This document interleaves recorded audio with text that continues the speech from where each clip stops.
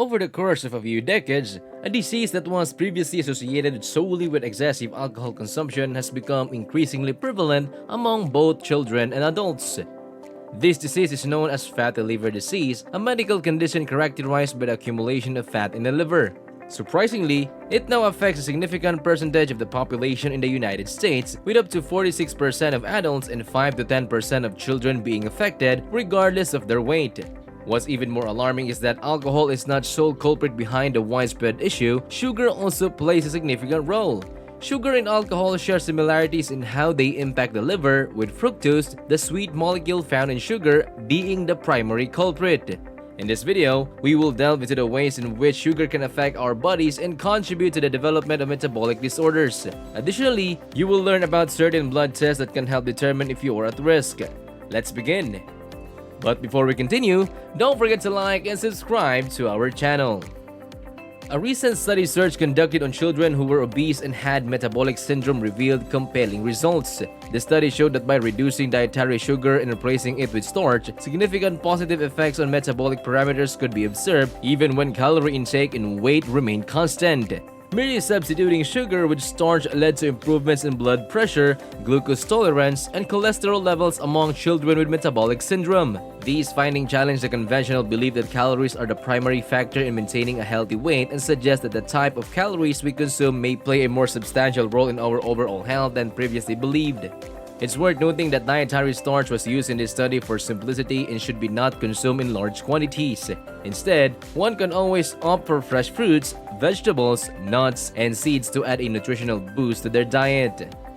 Why is sugar so bad for you?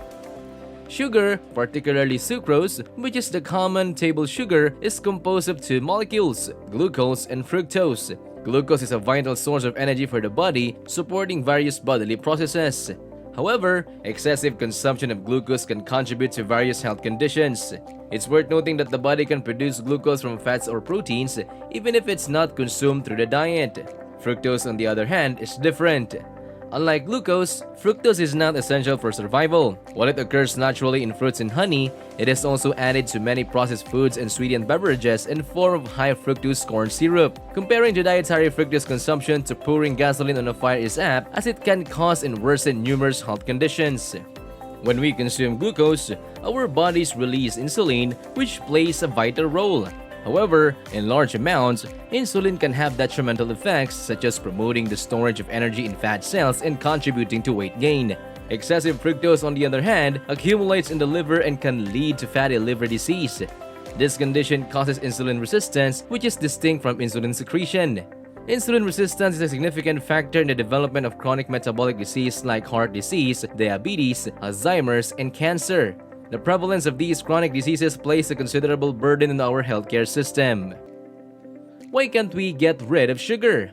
Indeed, the addictive nature of sugar, particularly fructose, is a fascinating topic. Scientists have discovered that sugar activates the brain's reward centers, leading to a drug-like effect that can result in binging, cravings, tolerance, withdrawal, and even opioid-like effects. This can make it challenging for individuals to let go of sugar despite being aware of its dangers.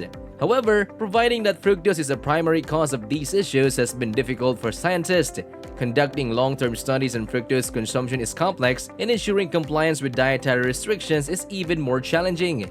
To overcome these obstacles, researchers have conducted short-term studies such as a 9-day study, which they observed that intervals of fructose restriction led to improvements in various health markers. These included blood pressure, glucose tolerance, insulin sensitivity, and lipid levels. Based on these findings, researchers believe that long-term sugar restriction could provide additional health benefits. It's important to continue conducting research in this area to gain a better understanding of the effects of fructose and sugar on our health. By unraveling the complexities of sugar addiction and its impact, we can develop strategies to promote healthier dietary habits and mitigate associated health risks. What effects fructose has on human health? Fructose can have a detrimental effects on health in several ways. When consumed, fructose undergoes a metabolic process in the liver, leading to the production of uric acid. Unlike glucose, which is metabolized by all body cells, fructose is primarily metabolized in the liver. This metabolism generates various metabolites, including uric acid, which is released into the bloodstream. Additionally, the breakdown of purines in food also contributes to uric acid production. Elevated uric acid levels can contribute to health problems such as gout, kidney stones, and cardiovascular disease.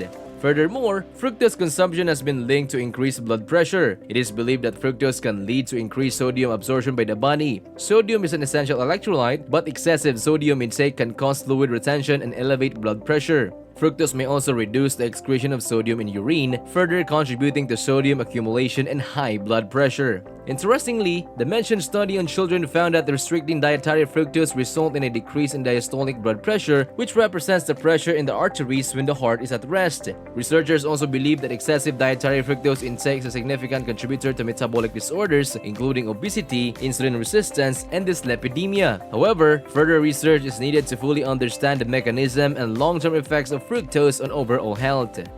High fructose consumption has been linked to a condition called mitochondrial overload in the liver. Mitochondria are responsible for producing energy in cells by generating ATP, the body's primary energy currency. Excessive fructose intake can overload the mitochondria in the liver, leading to dysfunction and contributing to the development of metabolic syndrome. Metabolic syndrome is a cluster of disorders that increase the risk of heart disease, stroke, and diabetes.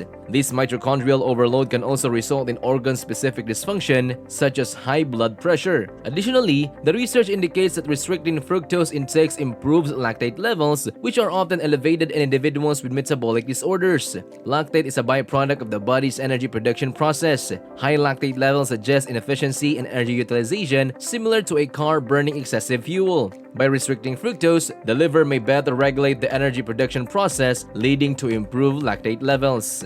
An indicator of mitochondrial dysfunction is the accumulation of visceral fat, particularly in the liver. Men with a waist circumference of 40 inches or greater and women with waist circumference of 35 inches or greater are more prone to developing visceral or liver fat.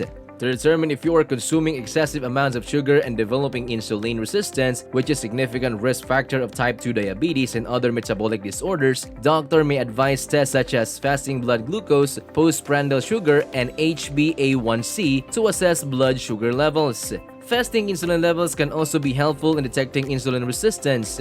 Insulin resistance occurs when the body becomes less responsive to the effects of insulin, leading to increased insulin production by the pancreas to regulate blood sugar levels.